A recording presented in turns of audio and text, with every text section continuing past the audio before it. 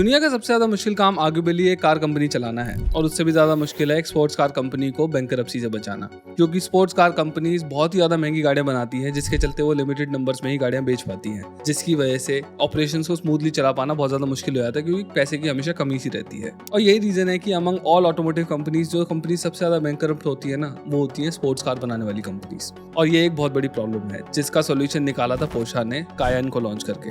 SUVs की बढ़ती demand को देखते हुए पोर्शा ने 2002 में अपनी कायन एसयूवी लॉन्च करी थी, जो कि बहुत ज्यादा तेज थी, बहुत ज्यादा पावरफुल थी और बहुत अच्छे तरीके से हैंडल भी होती थी। और क्योंकि ये गाड़ी परफॉर्मेंस और प्रैक्टिकलिटी का एक सही ब्लेंड था, इसीलिए ये गाड़ी देखते ही देखते पोर्शा की मोस्ट सेलिंग गाड़ी भी बन गई।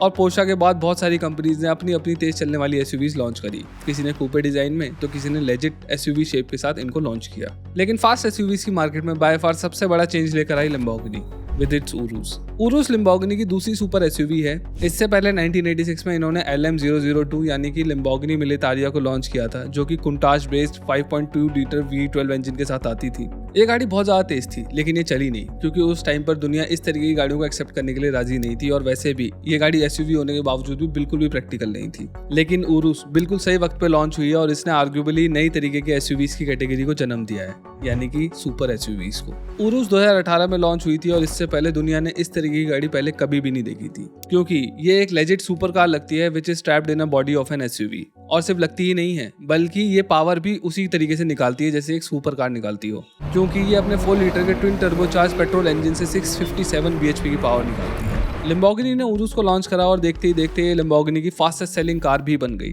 ये इतनी ज्यादा बिकने लगी कि लैम्बोर्गिनी को अपना संतागाता स्थित प्लांट भी बड़ा करना पड़ा, क्योंकि लैम्बोर्गिनी ने उम्मीद लगाई थी कि वो इस गाड़ी की 3500 यूनिट्स ही बेच पाएंगे एक साल के अंदर। लेकिन लॉन्च होने के सिर्फ 2 साल बाद ही यानी कि 2020 तक ही इस गाड़ी की 10,000 यूनिट्स बिक गई थी और अगले 2 साल बाद यानी कि 2022 तक 10,000 यूनिट्स और, यानी इस गाड़ी की ऑन एन एवरेज 5,000 यूनिट्स बिक रही हैं हर साल। और ये एक इंटरनेशनल मार्केट में आने वाली 2.5 करोड़ की गाड़ी के लिए एक बहुत बड़ा नंबर है। लैम्बोर्गिनी की सक्सेस को देखते हुए एस्टन मार्टिन, लोटस और यहाँ तक कि फेरारी ने भी अपनी अपनी एसयूवीज लॉन्च करी और ये गाड़ियां भी उनके लिए ठीक ठाक सक्सेसफुल रही, लेकिन नथिंग लाइक एन उरुस। तो इस गाड़ी में आखिर ऐसा क्या है कि ये इतनी ज्यादा सक्सेसफुल रही है?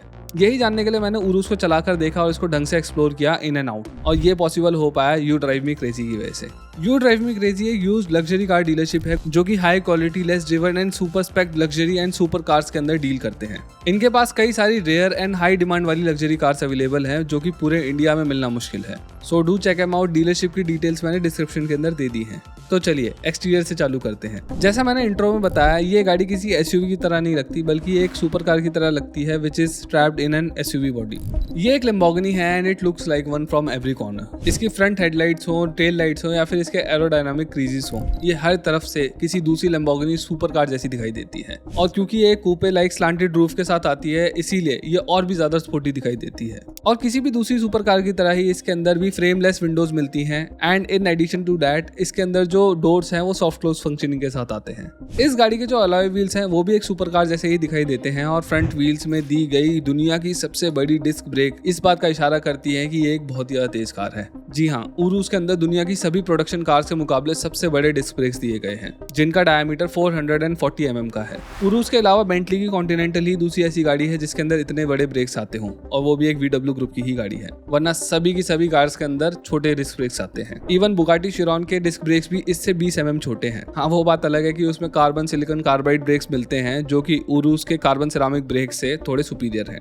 अब भले ही इसके एक्सटीरियर में कई सारे तेज सुपर कार वाले फीचर्स हों, लेकिन अभी भी एक एसयूवी ही है, वो भी एक बड़ी एसयूवी। एक बार देखने में ये गाड़ी उतनी ज्यादा बड़ी नहीं लगती है जितनी ये एक्चुअली में है, क्योंकि इसकी जो हाइट है ना वो बहुत ज्यादा नहीं है, वरना इसकी जो लेंथ है और जो विड्थ है वो बहुत ही ज्यादा है दोनों। इस गाड़ी की जो विड्थ है वो 2022 mm की है, यानी कि लगभग 6 फुट 6 इंच की, और जो लेंथ है इसकी वो 5100 mm की है, यानी कि 16 फुट 7 इंच की, जो कि ऑलमोस्ट इसको एस क्लास की कैटेगरी में पहुंचा देती है लेंथ के मामले में। इवन जो जी वैगन है ना वो भी इससे 1.5 फुट छोटी है, इवन दो वो बड़ी दिखाई देती है एट फर्स्ट ग्लांस। तो डेफिनेटली ये गाड़ी बहुत ही ज्यादा लंबी है और इस लंबाई का फायदा ना इस गाड़ी को इंटीरियर में मिलता है। कार के अंदर बहुत ही ज्यादा स्पेस है। अब जो फ्रंट सीट्स होती हैं उनके अंदर तो सभी गाड़ियों में स्पेस अच्छा खासा होता है, वो इसमें भी है, लेकिन अगर मैं रियर की बात करूं तो वहां पर भी इसमें बहुत ज्यादा स्पेस मिलता है। फिर चाहे आप नी रूम की बात कर लो या फिर लेग रूम की, कहीं पर भी कमी नहीं है। एंड ऑब्वियसली ऐसी कार से जो हम उम्मीद करते हैं, यानी कि जो सीट का कंफर्ट है वो भी बहुत ज्यादा अच्छा है। एंड इवन रियर सीट्स में भी ना ये गाड़ी आपको पकड़ के रखती है, क्योंकि एक तेज कार है और आप तेज स्पीड में इधर उधर बहुत ज्यादा हिलेंगे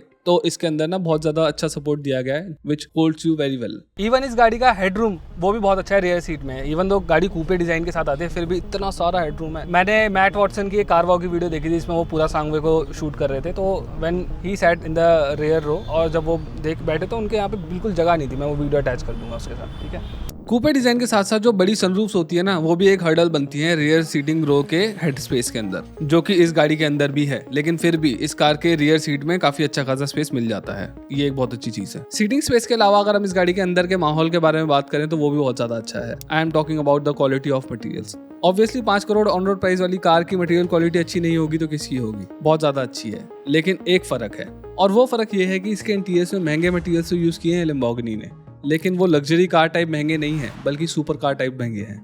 मान लो अगर आप इसी प्राइस पॉइंट पे बाकी कार्स को देखोगे जैसे कि बेंटले को देखोगे या फिर रोल्स रॉयस की घोस्ट को देखोगे या फिर इवन मेबैक को देखोगे तो इनमें आपको टैन, ब्राउन, व्हाइट या फिर कस्टमाइज फिनिश के अंदर प्योर लेदर मिलेगी ऑलमोस्ट पूरी गाड़ी के अंदर। लेकिन उरुस के अंदर लेदर के साथ साथ अल्कंटारा का भी बहुत ज्यादा इस्तेमाल किया गया है, बल्कि मैं तो ये बोलूंगा कि अल्कंटारा ज्यादा देखने को मिलती है even from leather. Alcantara suede leather जैसा लगता है, लेकिन एक्चुअली में ये एक पॉलिएस्टर और पॉलीयूरेथीन के ब्लेंड से बना हुआ मटेरियल है जिसके कॉम्पोजिशन के प्रोप्राइटरी राइट्स इटली की अल्कंटारा कंपनी के पास है। हाँ, इसीलिए इसको अल्कंटारा बोला जाता है। अल्कंटारा ज्यादातर हाई एंड स्पोर्ट्स कार्स और सुपर कार्स के अंदर यूज होता रहा है क्योंकि ये बहुत अच्छी ग्रिप प्रोवाइड कराता है, जिसकी वजह से इसको स्टीयरिंग पर और सीट्स पे यूज किया जाता है। और ये लेदर से 50% लाइटर भी होता है, तो इसीलिए इन दो रीजंस की वजह से इसको बहुत ज्यादा यूज किया जाता है सुपर कार्स के अंदर। और इन सुपर कार्स के अंदर लैम्बोर्गिनी की कार्स भी शामिल हैं। लेकिन ये इस 2200 किलो की उरुस में क्या कर रहा है? वेल, मेरे ख्याल में more than weight saving Lamborghini ने इसे उरुस में ओवरऑल स्पोर्टी फील को एनहांस करने के लिए दिया है, क्योंकि लैम्बोर्गिनी उरुस को एक लेजिट सुपर स्पोर्ट्स एसयूवी के तौर पे बनाया गया है, तो इसके अंदर वो वाली वाइब भी आनी चाहिए। क्योंकि प्योर ऑप्यूलेंस देने के लिए VW ग्रुप के पास बेंटले भी है और वो उसके थ्रू इस तरीके की फील दे देते हैं।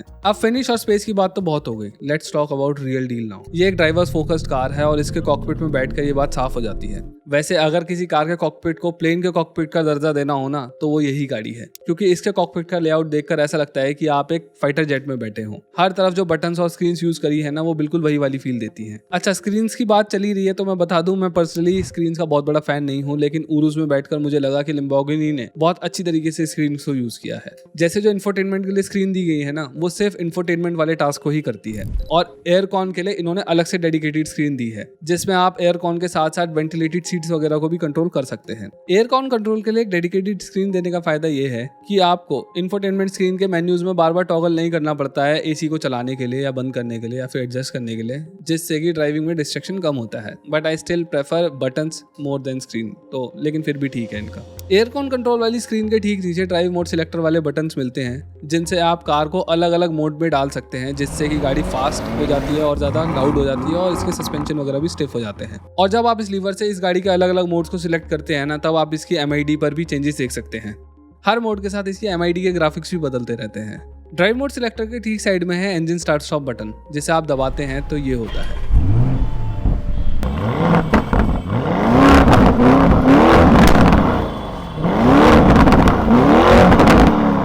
चलो अब गाड़ी स्टार्ट कर ही ली है तो इसकी परफॉर्मेंस की बात भी कर लेते हैं। ये कार अपने 4 litre twin turbo V8 engine से 657 bhp प्रोड्यूस करती है। अब वैसे तो ये इंजन ऑडियो पोर्शा की कुछ कार्स में भी आता है, लेकिन जितनी पावर उरुस प्रोड्यूस करती है इस इंजन से बाकी कोई भी गाड़ी नहीं करती है, और इसको ऐसा करने के लिए लैम्बोर्गिनी ने काफी ज्यादा मॉडिफाई करा है। अब अगर मैं अपने पर्सनल ड्राइविंग एक्सपीरियंस की बात करूँ तो मेरे पास कोई भी पॉइंट ऑफ कंपेरिजन नहीं है इसके लिए। This was my first time driving such a powerful car. मैंने इससे पहले एटमोस्ट 300 हॉर्स पावर तक की गाड़ी चलाई है, और अगर इसका कंपैरिजन उससे करें तो this thing is on another level. ये 2200 किलो की गाड़ी सिर्फ 3.6 सेकंड में 0 to 100 की रफ्तार पकड़ सकती है, and this acceleration feels like kick in the pants. मैंने जब इस गाड़ी को कोर्सा मोड पे लॉन्च करा तो इस गाड़ी का जो पिकअप था वो इतना ज़्यादा ब्रूटल था कि मेरे POV कैमरा का एंगल ही बिगड़ गया।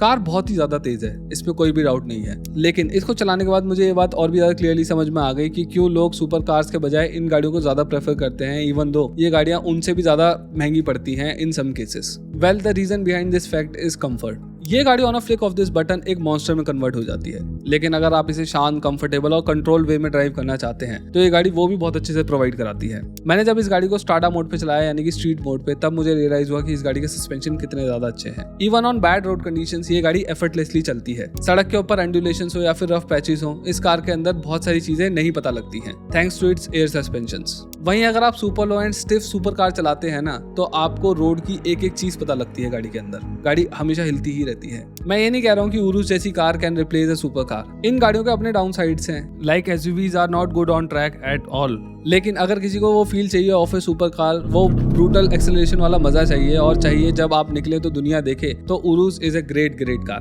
बाकी हम भारतीयों का एक फेवरेट सवाल, वो भी मैं कवर कर लेता हूँ, यानी कि ये गाड़ी कितना माइलेज देती है। तो भाई मैं बता दूं, ये गाड़ी 3 किलोमीटर पर लीटर का माइलेज दे रही थी जब हम इसको चला रहे थे। तो आई होप मेरी ये वीडियो आपको पसंद आई हो। अगर ऐसा है तो please consider subscribing to our channel. इस वीडियो को लाइक करिए, शेयर करिए और कमेंट्स में उरुस के बारे में अपने विचार जरूर छोड़िए। Thank you.